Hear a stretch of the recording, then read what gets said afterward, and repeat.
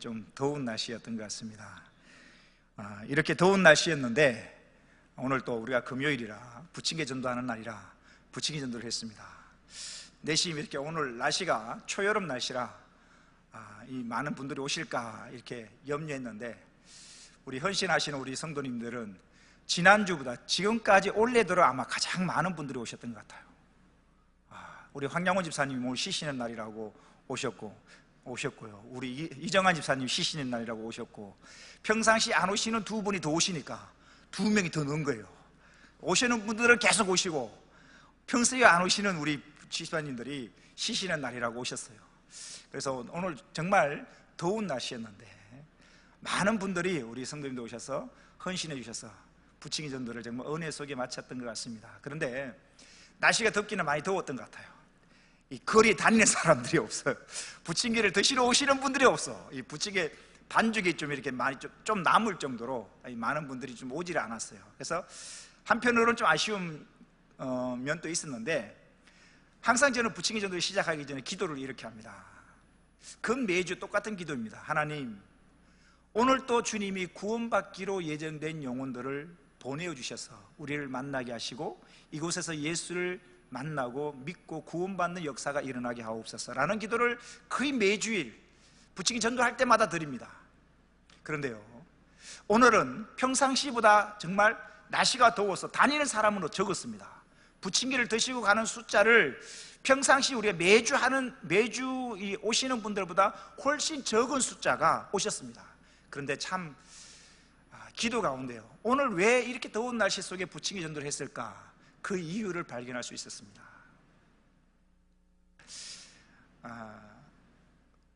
흰머리가 희끗희끗한 아저씨와 젊은 아들이 두 사람이 우리 부침개 전도하는 날 천막 뒤로 지나가시더라고요. 그래서 제가 부침개 드시고 가세요 하니까 그냥 지나가시더라고요. 그분이 좀 지나게 운동을 했는지 한 바퀴를 돌고 또 반대편에 오시더라고요. 그래서 제가 붙들었죠. 부침개 드시고 가세요. 우리 텐트를 지나가셨거든요. 그래서 부침개 드시고 가세요 하니까 잠시 그 아버님이, 머리가 희끗희끗한 아버님이 망설이시더라고요. 먹고 가도 됩니까? 그러더라고요. 되죠. 우리 아이가 방해가 될 텐데요. 그러더라고요. 청년이더라고요. 괜찮습니다. 들어오셔서 드셔도 됩니다. 그래서 들어오셨어요. 아버님과 아들이 두 분이 부침개를 드시고 가시는데 제가 자리에 옆에 앉았습니다.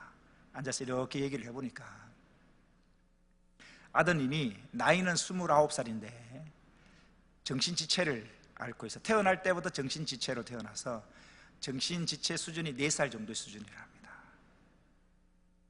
그래서 아내는 15년 전에 화병으로 돌아가시고 지금 이 아버님이 이 아들을 돌보는 거예요. 위로 형이 있고 누나가 다 시집장가 갔고 29살 먹은 이 아들, 정신지체 4살 정도의 정신지체를 앓고 있는 이 아들을 이 아버님이 돌보는 거예요. 그러시면서 이 부침개를 드시면서 아들을 먹여주시면서 4살 정도의 수준이니까 아버님이 그 아들에게 묻더라고요. 부침개 맛있니? 더 먹으려고 3판을 드시고 하셨거든요, 부침개를. 그러시면서 제가 이렇게 말을 거니까 그러시더라고요. 지금까지 이렇게 이런 말을 한마디도 못했는데 최근에 옹알이를 하기 시작했답니다. 라는 말, 이런 옹알이를 하기 시작했다고 그러시더라고요. 그래서 제가 그랬죠. 옹알이 처음 시작했을 때 엄청 좋으셨겠네요 라고 했어요. 너무 좋았다고. 계속 입만 다물고 있다가 29살 먹은 사람이 이제 하는 옹알이를 시작했다고 아빠가 너무 좋아하는 거예요. 제가 그랬습니다. 교회 다녀보신 적 있냐고. 다녀본 적이 없대요. 하나님이 필요합니다. 아버님이 지치지 않으시려면 예수를 믿으셔야 합니다. 신앙생활 하셔야 됩니다. 우리 교회가 치과병동이 금방 있는데 오시라고 유심히 약도를 보시더라고요. 어디요? 치과병동은 안 돼요. 그 골목에 있다고. 이 사진처럼 똑같은 건물이냐고. 맞다고. 아들이 이렇게 교회를 한 번도 가본 적이 없는데 아들이 이렇게 된 이로 교회를 한번 가볼까라는 생각을 가지고 있었대요. 교회를 가면 이 아이 때문에 방해가 될까 싶어서 못 가겠더라는 거죠. 괜찮으니까 오시라고, 이번 주에 꼭 오시라고. 지나가면서 가시면서 그러더라고요. 특별한 일 없으면 한번 가보도록 할게요 라고 하시면서 아버님과 아들이 두 분이 지나가시더라고요. 뒷모습을 보면서 기도했습니다. 하나님, 저 영혼들을 주님의 전으로 인도하옵소서. 오늘 굉장히 더운 날씨였습니다. 평상시보다 많은 사람들이 적게 왔습니다. 그럼에도 불구하고 이 더운 날씨에 우리가 부치등계 전도를 할 수 있어 해야만 되는 그 이유는 발견할 수 있었습니다.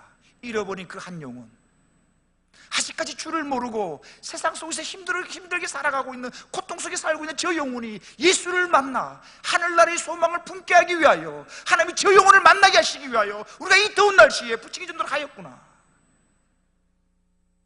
기도가 되어지더라고요. 그리고 이번 주일날이 기대되어지더라고요. 제발 오셨으면 좋겠다, 제발 오셨으면 좋겠다.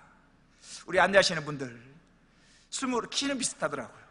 아버님은 흰머리입니다. 짧은 스포츠 머리고, 아들은 29살 청년인데 조금 정신지체라 좀 부족해 보입니다. 혹시나 부자지간 두 분이 오시면 따뜻이 맞이하셔서 예배를 드릴 수 있도록 안내해 주셨으면 좋겠습니다. 오늘 특별히 기도할 때도 함께 기도했으면 좋겠고요. 왜 우리가 전도해야 되는가? 이 더운 날씨에 그 이유는 분명합니다. 아직까지 예수를 모르고, 아직까지 하늘나라를 모르고, 이 어려운 세상, 이 삶이 끝날 때 예수 그리스도를 모르고, 이 삶이 끝날 때 무엇이 기다리고 있는지를 모르고 살아가는 그들을 향하여 우리가 분명히 예수 그리스도를 전해야 되기 때문에 우리가 부침기 전도를 해야 되는 것입니다. 오늘 굉장히 더운 날씨였습니다. 땀도 많이 나더라고요. 그럼에도 불구하고 마칠 때쯤 돼서 그분을 만났거든요. 그 부자를 만났거든요. 하나님, 저들을 오늘 만나게 하시려고 우리가 오늘 이렇게 부침기 전도를 했군요.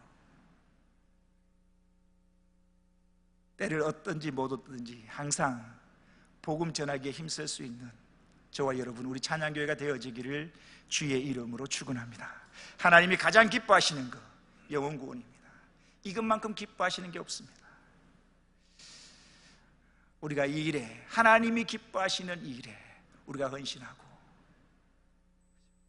나의 작은 헌신이 하나님의 기쁨이 되어진다면 기꺼이 그렇게 살아갈 수 있는 저와 여러분 되기를 다시 한번 주의 이름으로 축원합니다. 오늘 본문 말씀 12절 말씀 같이 한번 읽어볼까요? 12절입니다. 시작.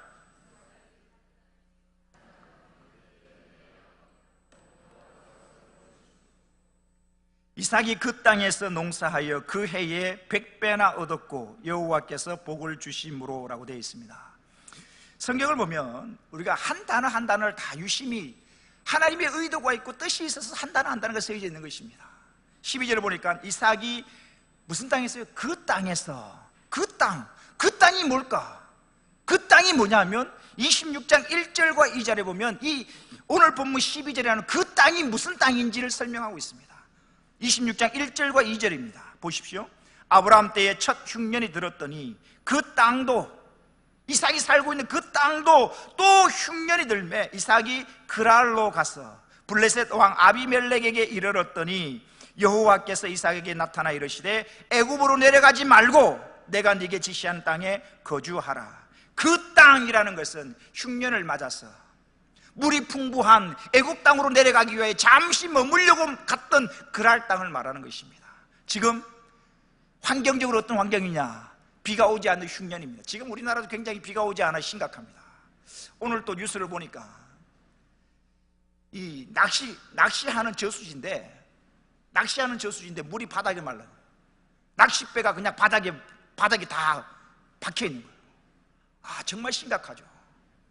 정말 심각하죠. 그래도 우리는 수도꼭지를 들면 그래도 수돗물은 나옵니다. 근데 이 당시에는 그럴 수가 없죠. 수도꼭지 이런 게 어디 있습니까? 비가 오지 않는 기근이면 살아가기가 힘든 것입니다. 이삭이 사는 그 땅에 흉년이 들게 되고, 그래서 물이 많은 애굽으로 내려가기 위해 잠시 머물렀던 그랄 땅, 이 그랄 땅이 머물러 그 땅에 보십시오. 이삭이 그 땅에서 농사하여 그 해에 100배나 얻었고, 여러분 12절을 가만히 보면 참 신기하죠. 이삭의 원래 직업이 뭐냐 하면 가축을 돌보는 목축을 하는 사람입니다. 이게 이삭의 직업입니다. 대대로 아브라함 아버지 때부터 물려 내려온 게 뭐냐? 가축을 돌보는 목축입니다. 근데 12절에 보니까 이삭이 그 땅에서 뭐하여? 농사를 합니다. 농사하여 그 해에 흉년이 든 그 해에 몇 배나 얻었고? 100배나 얻었고. 농사에 익숙하지 않았던 유목민이었습니다. 지금 이삭은 지금 그랄 땅으로 오기 전에 브엘라헤로이라는 곳에서 살고 있었는데, 이곳에서 지금 애굽으로 흉년이 들어서 애굽으로 지나가기 위하여 잠시 그랄 땅에 머물렀습니다. 지금 뭐냐? 이삭은 한 곳에 정착하여 농사를 짓고 사는 사람이 아니라는 이야기입니다. 가축을 가지고 풀을 따라 돌아다니는 유목민입니다. 농사를 지어본 적이 없습니다. 더군다나 흉년입니다. 비가 오지 않는 기근입니다. 비가 오지 않는 그 해에 자기네 땅도 아닙니다. 남의 땅입니다. 남의 땅에, 비가 오지 않는 그 해에 남의 땅에 와서 농사도 지어보지 않은 사람이, 가축만 돌보고 사는 사람이 처음으로 농사를 지었는데, 그 비가 오지 않는 그 해에 남의 땅에서 처음 지어보는 농사인데 100배를 얻었다는 것입니다. 이 100배의 수확이라는 것은 성경적으로 보면 최고의 수확, 최대의 수확을 상징하는 말이기도 합니다. 마태복음 13장 8절에 보면 이런 말씀이 있습니다. 더러는 좋은 땅에 떨어짐에 어떤 것은 100배, 어떤 것은 60배, 어떤 것은 30배의 결실을 하였느니라. 이 100배라는 것은 최고의 수확, 최대의 수확을 상징하는 수이기도 합니다. 이 한 가지 사실만으로도 하나님은 이삭을 향하여 최고의 은총을, 최대의 은총을 베풀고 계심을 우리는 알 수가 있습니다. 사랑하는 성도 여러분, 복과 생명의 근원이신 하나님이 친히 보호하시고 하나님이 지키시는 자는 어디를 가든지 만사 형통할 줄로 믿습니다. 성경 말씀은 이렇게 기록합니다. 이사야 48장 15절 말씀 같이 한번 읽어보겠습니다. 시작. 나 곧 내가 말하였고 또 내가 그를 부르며 그를 인도하였나니 그 길이 형통하리라. 나 곧 내가 하나님이 말씀하셨고 또 내가 하나님이 그를 부르며 하나님이 그를 인도하였나니, 하나님이 지키시고 하나님이 인도하시는 자는 그 길이 어떻게 해요? 형통하다는 것입니다. 환경이 중요한 게 아닙니다. 비가 오네 안 오네, 좋은 농사기 좋은 땅이네 아니네, 그게 중요한 게 아니라는 사실입니다. 하나님이 인도하시면 하나님이 인도하시는 그 자는 뭐예요? 형통하더라는 것입니다. 오늘 본문 12절 말씀 다시 한번 보십시오. 이렇게 기록합니다. 이삭이 그 땅에서 하나님이 물을 찾아 애굽으로 떠나려고 하는 이삭에게 말씀하십니다. 물을 찾아 애굽으로 가지 말고 너 그 땅에 머물러 있으라고 하신, 하나님이 머물러 있으라고 하신 그 땅에서 농사하여 그 해에 100배나 얻었고 여호와께서 복을 주심으로. 본문을 보면 이삭의 형통함의 원인이 무엇인가를 알 수 있습니다. 이삭이 이토록 목축을 돌보는 사람이 처음 농사를 짓고, 그것도 비가 오지 않는 흉년의 때에 남의 땅에서 농사를 처음 지었는데 100배의 결실을 얻을 수 있는 이유는 뭐냐? 여호와께서 이삭에게 복을 주셨기 때문이다 라고 성경은 기록하고 있다는 사실입니다. 이삭의 형통함의 근원은, 비결은 바로 하나님께 있음을 성경은 말씀해 주고 있습니다. 하나님께서는 하나님을 사랑하고 경외하는 자에게 복 주시기를 기뻐하시는 분이십니다. 여러분 성경을 보십시오. 창세기 보면 하나님이 사람을 창조하시고 제일 먼저 하셨던 것은 하나님 창조하신 그 인간에게 복을 주시며, 이것이 하나님의 마음입니다. 하나님의 형상을 따라 지음받은 인간에게 하나님이 제일 먼저 하셨던 게 뭐냐? 그 인간에게 복을 주시며. 한번 말씀 찾아볼까요? 신명기 1장 11절 말씀입니다. 너희 조상의 하나님 여호와께서 너희를 현재보다 1000배나 많게 하시며 너희에게 허락하신 것과 같이 너희에게 복 주시기를 원하노라. 예레미야 31장 23절입니다. 만군의 여호와 이스라엘의 하나님께서 이와 같이 말씀하신, 하나님의 말씀입니다. 내가 그 사로잡힌 자를 돌아오게 할 때에 그들이 유다 땅과 그 성읍들에서 다시 이 말을 쓰리니 곧 의로운 처소요 거룩한 산이요 여호와께서 너에게 복 주시기를 원하노라 할 것이며. 사랑하는 성도 여러분,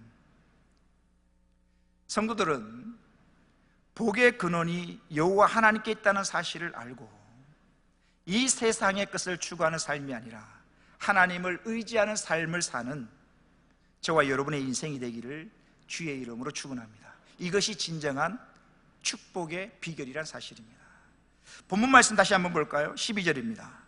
이삭이 그 땅에서 농사하여 그 해에 100배나 얻었고 여호와께서 복을 주심으로 그 사람이, 하나님이 복을 주심으로, 13절입니다. 그 사람 이삭이 창대하고 왕성하여 마침내 거부가 되어. 창대하고라는 말은 물질적으로 풍요해지고 번성해지다라는 이야기입니다. 그리고 왕성하여라는 이 말이 무슨 말이냐면 앞으로 계속하여 그렇다라는 이야기입니다. 그게 무슨 말입니까? 이 13절에 창대하고 왕성하다는 이야기가 있어 물질의 축복을 누리는 이것이, 이런 삶이 앞으로 계속 되어지고 있다는 사실입니다. 이삭은 지금 기근으로 인해서 그랄로 이주를 해온 것입니다. 따라서 이삭 자신에게는 번영이나 풍요의 가능성이라고는 없다라고 볼 수 있을 것입니다. 흉년의 때입니다. 자기가 사는 동네도 아닙니다. 남의 땅에 그냥 잠시 머물러 온 것입니다. 그저 암 굶고 살아있으면 그것으로 다행일 것입니다. 그럼에도 불구하고 하나님의 복주심으로 인하여 이삭은 놀라운 복을 누립니다. 그 사람이 창대하고 왕성하여 마침내 거부가 되었다. 거부가 되다라는 이 말의 오늘 뜻을 보면 이런 뜻입니다. 심히 대단한 부자가 되었다. 심히 놀라운 부를 가졌다라는 이야기입니다. 우리는 여기서 한 가지 적용해 볼 수 있습니다. 세상 사람들은 부자가 되기 위해서 돈 되는 것을 쫓아 살아갑니다. 오늘 본문에서 이삭이 농사를 지어서 거부가 되려면 여러분 가만히 보십시오. 어떻게 해야 될까요? 물이 많은 애굽으로 가서 물이 있는 애굽에서 농사를 지어야만 그나마 수확을 많이 얻을 수 있는 가능성이 있습니다. 그런데 이삭이 거부가 된 비결을 한번 보십시오. 먼저 다시 말씀드리지만 이삭은 전문 농사꾼이 아닙니다. 농사를 지금 처음 지어보는 것입니다. 유목민입니다. 가축을 돌보는 목동에 불과합니다. 그가 흉년의 때에 남의 땅에서 처음으로 농사를 지어보는 것입니다. 그리고 지금 농사 짓는 그 땅도 이삭의 땅이 아닙니다. 남의 동네에 와서 남의 땅에서 농사 짓는 일에 있어서 초보가 농사를 짓는데 그 해에 100배를 거둔 것입니다. 더욱이 지금은 기근의 때이고 그날이 풍요로운 그랄이라는 땅이 풍요로운 땅이라 할지라도 애굽만큼은 못하는 것입니다. 그럼에도 불구하고 이런 상황 속에서 처음 농사를 짓고 흉년의 때에 남의 땅에서 농사를 지음에도 불구하고 100배를 거뒀다는 사실입니다. 비결이 뭘까? 우리는 그 비결을 12절 뒷부분에서 발견할 수 있습니다. 12절 다시 한번 보십시오. 이삭이 그 땅에서 농사하여 그 해에 100배나 얻었고 누가? 여호와께서 복을 주심으로. 하나님이 복을 주시면 되는 것입니다. 하나님이 주시는 복을 가만히 보십시오. 하나님이 주시는 복은 환경을 뛰어넘습니다. 기근 중에 농사의 초보인데도 불구하고 100배를 거두게 하신다는 사실입니다. 우리가 요셉이라는 인물을 한번 보십시오. 지금 우리나라도 정부가 바뀌고 장관 및 주요 요직에 있는 인사들을 하기 위해서 지금 인사청문회를 지금 하고 있습니다. 장관, 누구의 장관 후보, 우리나라에서 인사청문회도 통과되어지기가 굉장히 어렵습니다. 야당에서 반대를 하거든요. 이래서 안 되고 저래서 안 되고 반대를 걸거든요. 인사청문회 통과하기도, 같은 나라 사람도 인사청문회 통과하기도 어렵습니다. 근데 요셉이라는 사람을 보십시오. 요셉이 애굽 사람이 아닙니다. 애굽으로 뭐하러 왔냐? 공부하러 유학으로 온 거 아닙니다. 애굽에 노예로 팔려왔습니다. 노예입니다. 노예로 팔려왔고 그 노예가 여주인을 겁탈하려고 했다는 죄목으로 감옥에 갇혀있던 사람입니다. 여러분, 그런데요, 하나님은 이런 환경, 애굽의 노예로 팔려왔고 그 노예가 주인을 겁탈하려고 하는 죄목으로 감옥에 갇혀 있는 그 요셉을 하나님은 그 애굽이란 나라의 총리로 세우신 것입니다. 하나님이 무슨 말입니까? 하나님이 복을 주시는데 환경과 문제를 뛰어넘고 복을 주신다는 사실입니다. 복의 근원이신, 사랑하는 성도 여러분, 복의 근원이신 하나님께 구하십시오. 하나님이 복을 주시면 광야에서도 만나가 내리고요, 하나님이 복을 주시면 반석에서도 물이 솟아나는 것입니다. 구원은 하나님이 주시는 선물이지만 복은 그렇지 않습니다. 신명기 11장 26절에서 28절에 보면 이런 말씀이 있습니다. 같이 한번 읽어보겠습니다. 시작. 내가 오늘 복과 저주를 너희 앞에 두나니 너희가 만일 내가 오늘 너희에게 명하는 너희의 하나님 여호와의 명령을 들으면 복이 될 것이요, 너희가 만일 내가 오늘 너희에게 명령하는 도에서 돌이켜 떠나 너희의 하나님 여호와의 명령을 듣지 아니하고 본래 알지 못하던 다른 신들을 따르면 저주를 받으리라. 하나님이 우리 앞길에 복과 저주를 두셨다는 것입니다. 무엇을 선택하느냐에 따라서 나에게 복이 임할 수도 있고 저주가 임할 수도 있는 것입니다. 그러면 이삭은 무엇을 했길래 하나님께서 이 엄청난 복을 주신 것일까? 우리가 지난주에도 살펴보았습니다만 다시 26장 1절과 2절을 보아야 됩니다. 한번 볼까요? 아브라함 때에 첫 흉년이 들었더니 그 땅에 또 흉년이 들매 이삭이 그랄로 가서 블레셋 왕 아비멜렉에게 이르렀더니 여호와께서 이삭에게 나타나 이르시되 애굽으로, 너 물 찾아, 지금 나일강이라는 강이 있어서 물이 풍부한 애굽으로 가려고 하는데 애굽으로 내려가지 말고 내가 너에게 지시하는 땅에 거주하라. 이게 하나님이 이삭에게 하신 말씀입니다. 이 하나님의 말씀에 여러분 이삭이 어떻게 반응을 하는가? 6절에 나옵니다. 6절. 이삭이 그랄에 거주하였더니, 기근의 때입니다. 당연히 농사를 짓든 가축을 돌보든 물이 있어야 됩니다. 흉년의 때에 물을 찾아 떠난다는 것 상식적인 일일 것입니다. 그래서 애굽으로 내려가려고 합니다. 근데 하나님이 말씀하십니다. 애굽으로 내려가지 말아라. 그 말씀에 이삭은 순종하여 그랄에 머물게 됩니다. 다시 우리가 조금 전에 봤던 신명기 11장 26절 27절을 볼까요?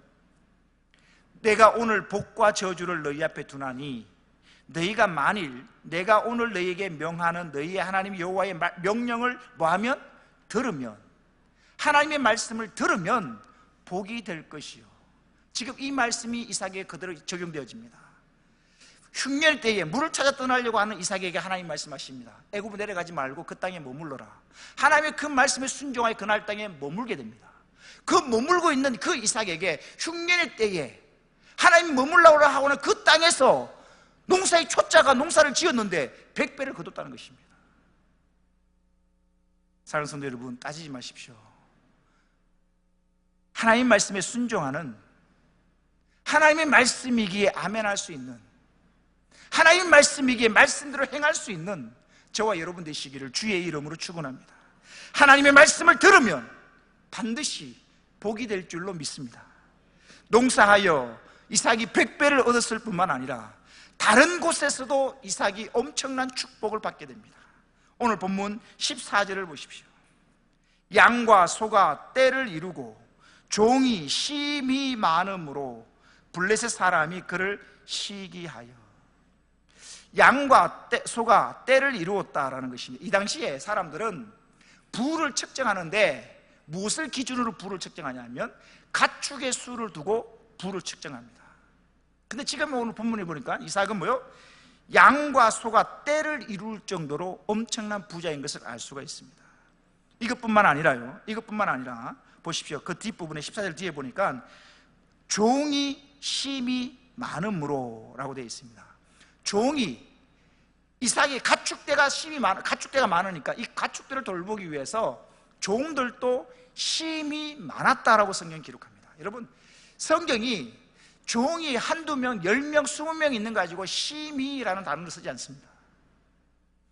이삭의 아버지 아브라함 때에 조카 롯이 연합군에 사로잡혀 포로로 끌려가게 되죠. 그 소식을 들은 아브라함이 집에서 길리운 사병 사병 몇 명이냐면 318명을 데리고 롯을 구해옵니다. 여러분, 성경에 볼 때 아브라함 밑에 식솔, 아브라함이 거느리고 있던 사병이 318명인데요 이 318명을 두고 심히 많다라는 표현을 하지 않습니다. 어쩌면 지금 이삭이 데리고 있는 종이 심히 많다라고 기록하고 있는데, 아브라함이 데리고 있는 종들보다 어쩌면 이삭이 더 많은 종들을 거느렸을지도 모릅니다. 근데 여러분 보십시오. 종이 먹고 사는 문제는 누가 책임지냐면 주인이 책임집니다. 종이 300명만 있다고 쳐보십시다. 300명의 종을 하루 세 끼를 먹이려면 그 주인이 가지고 있는 부는 어마어마한 것입니다. 그만큼 지금 이삭은 뭐요? 엄청난 거부가 된 것입니다. 이제 내일이면 우리가 봄대 신방이 끝납니다. 지난주 토요일 날 우리가 이 신방을 하면서 우리 유명희 집사님이 반주를 하고 계시는데, 지난주에 유명희 집사님 신방을 하면서 다 말씀 중에 유 집사님 그러시더라고요. 목사님, 진짜 부자가 됐으면 좋겠다는 거죠. 하나님을 모르는 사람도 부자가 되는데, 하나님을 섬기는 사람이 진짜 부자가 된다면 하나님을 위해서 이 부를 하나님의 영광을 위해 쓸 수 있을 텐데 라는 말씀을 하셨어요. 맞습니다. 하나님의 영광을 위하여 하나님을 모르고 살아가는 사람들도 부를 누리는데, 이 모든 것의 주인 되시는 하나님의 자녀들이 부를 누릴 수 있어야죠. 그것을 가지고 주님의 영광을 위해 쓸 수 있어야죠. 이삭을 보십시오. 어마어마한 부자입니다. 흉년의 때에 그도 강조합니다만 자기의 전공 분야도 아니고 남의 땅에서 흉년의 때 농사를 지었는데 백배를 거두고 자신의 주종목이라고 할 수 있는 가축을 돌보는데 양떼와 소떼가 힘이 많고 종들도 어마어마하게 많는 이러한 놀라운 복을 이삭이 받아 누리고 있다는 사실입니다.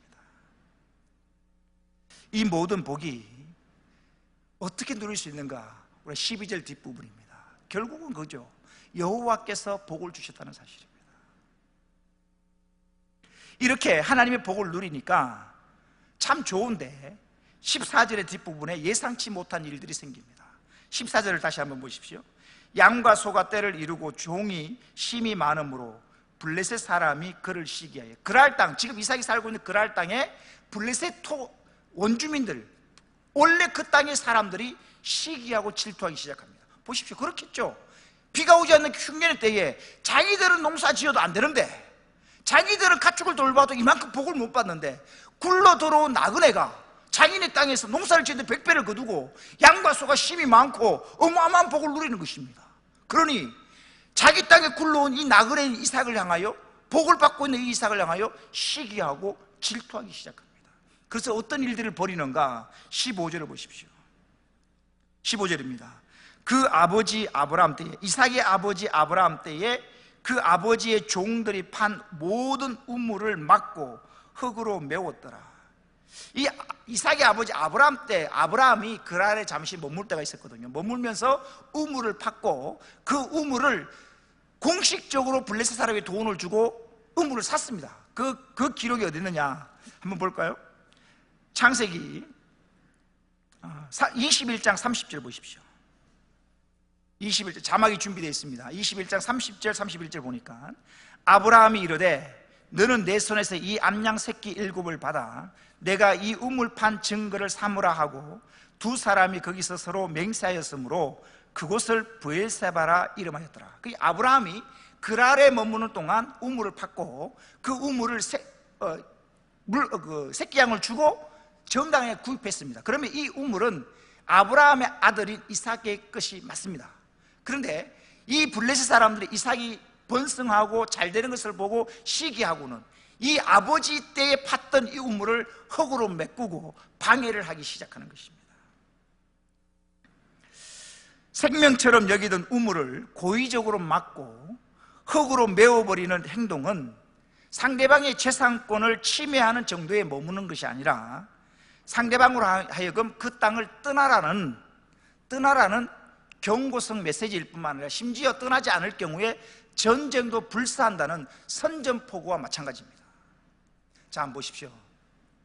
이삭이 하나님이 복을 주심으로 말미암아 어마어마한 부자가 되었습니다.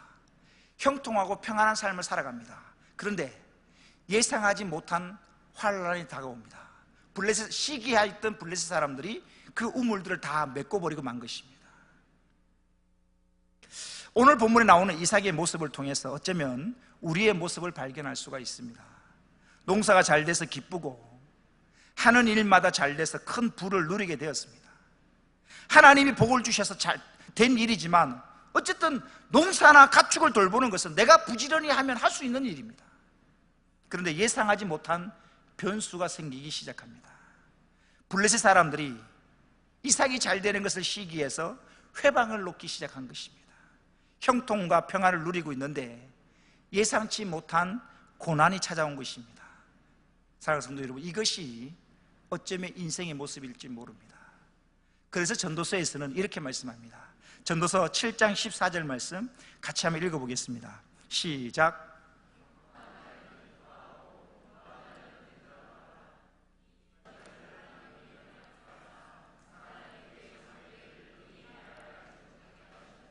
형통한 날에는 기뻐하고 곤고한 날에는 뒤돌아보아라. 이 두 가지를, 형통한 날과 곤고한 날을 하나님이 병행하게 하셨다라고 성경은 기록하고 있습니다. 사랑하는 성도 여러분, 계획하는 대로 일이 잘 되십니까? 그렇다면 감사하십시오. 하나님의 은혜입니다. 또한 예상치 못한 일을 만나서 고난 중에 있습니까? 기도하십시오. 이것이 성도들이 살아가야 될 방식입니다. 야고보서 5장 13절에 이런 말씀이 있습니다. 너희 중에 고난당하는 자가 있느냐? 그는 기도할 것이요, 즐거워하는 자가 있느냐? 그는 찬송할지니라. 나그네 인생길을 살다 보면 기쁘고 즐거울 때도 있을 것입니다. 그때는 하나님이 하신 줄 알고 하나님께 감사하고 찬송하십시오. 반대로 힘들고 어려운 일을 만나면 그 문제보다 크신 하나님이 나의 아버지 되심을 믿으시고 기도함으로 이겨내실 수 있는 저와 여러분 되시기를 주의 이름으로 축원합니다. 말씀을 마칠까 합니다. 오늘 말씀에서 우리가 두 가지를 기억했으면 좋겠습니다. 첫 번째는 이삭이 그 땅에서 농사하여 그 해에 100배나 얻었다라는 사실입니다. 그 땅, 무슨 말입니까? 애굽이 원한 땅이 아닙니다. 그 땅이라는 것은 이삭이 원한 땅이 아닙니다. 이삭은 물이 많은 애굽을 원했습니다. 하지만 하나님은 애굽이 아니라 지금 너 있는 곳에, 그곳에 머물러 있으라는 것입니다. 그게 그 땅이고요, 그 해라는 것은 흉년이 심한 해였다는 사실입니다. 남들은 흉년의 때에 흉년의 때에 여러분 그냥 먹고만 살아도 기적입니다. 근데 흉년의 때에 이 이삭은 가축을 돌보는 초짜인 사람이 그 농사를 지어서 100배의 소출을 거뒀다는 사실입니다. 흉년의 때에 남의 땅에서 이토록 큰 부를 얻을 수 있었던 비결은 바로 하나님께서 이삭에게 복을 주셨기 때문입니다. 사랑하는 성도 여러분, 복을 찾아 헤매지 마십시오. 진정 복을 받기를 원하신다면 하나님을 찾고 구하십시오. 그리고 흉년의 때에 물을 찾아 애굽으로 가려고 했던 이 이삭이 하나님께서 애굽으로 내려가지 말고 그 땅에 머물러라는 하나님의 그 말씀에 순종하였던 것처럼 하나님의 말씀에 순종하십시오. 순종이 제사보다 낫다고 하신 하나님의 말씀을 기억하여 우리도 이삭처럼 순종하여 이삭이 받아 누렸던 그 모든 복을 저와 여러분도 받아 누릴 수 있기를 원합니다. 마지막으로 이렇게 복을 받아 평화롭게 지내는 이삭에게 원치 않는 일이 생기게 되죠. 이삭이 잘 되는 것을 시기하였던 블레셋 사람들이 우물을 흙으로 메워버렸던 것입니다. 전도서의 말씀이 다시 한번 생각이 납니다. 하나님께서 우리의 인생길 위에 형통한 날과 공고한 날을 병행하게 하셨다라는 사실입니다. 요셉이라는 인물을 다시 한번 생각해 봅니다. 요셉, 아버지에게는 분명히 사랑받는 아들이었습니다. 하지만 형들에게는 미움받는 동생이었습니다. 또한 요셉을 보십시오.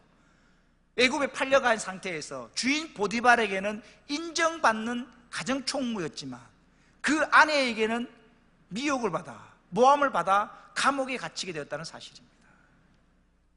계획된 대로 일이 잘 풀리고 형통하다면 하나님이 하신 줄 알고 하나님이 은혜 베푸신 줄 알고 감사할 수 있는 저와 여러분 되어지길 원합니다.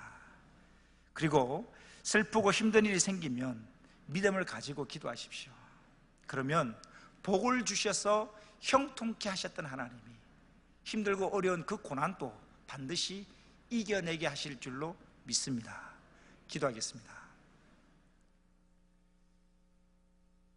하나님 감사합니다.